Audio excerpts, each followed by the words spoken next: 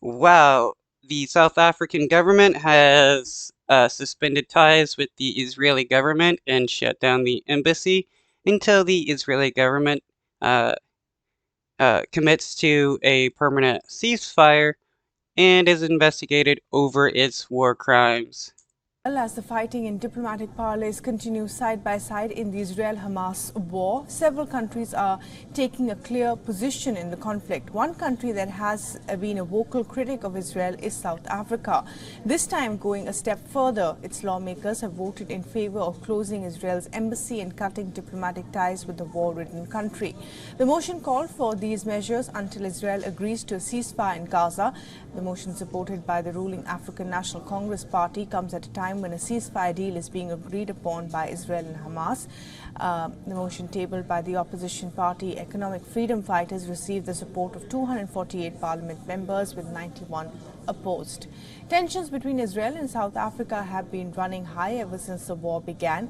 Earlier, Israel recalled its ambassador to South Africa back to Jerusalem for consultations. South Africa has accused Israel of committing war crimes and genocide in Gaza. South Africa.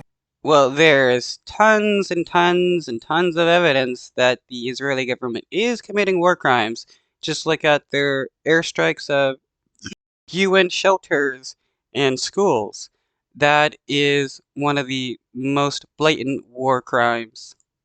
Has referred Israel to the International Criminal Court for an investigation. He runs counterintuitive to the ANC stated aim.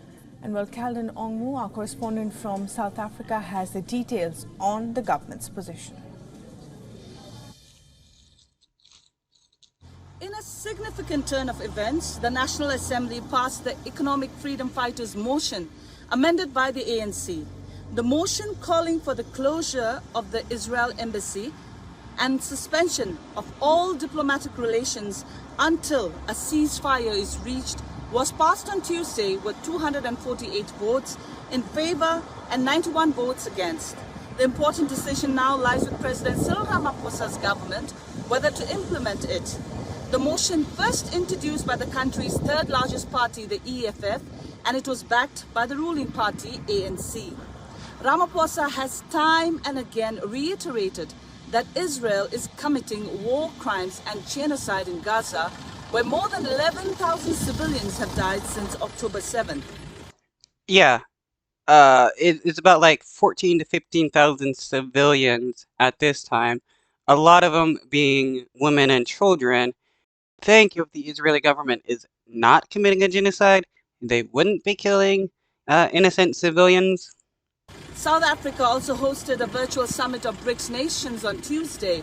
The group of emerging economies, consisting of Brazil, Russia, India, China, and South Africa, called for an immediate, durable, and sustained humanitarian truce leading to a cessation of hostilities in Gaza. This is Calden Ongmu.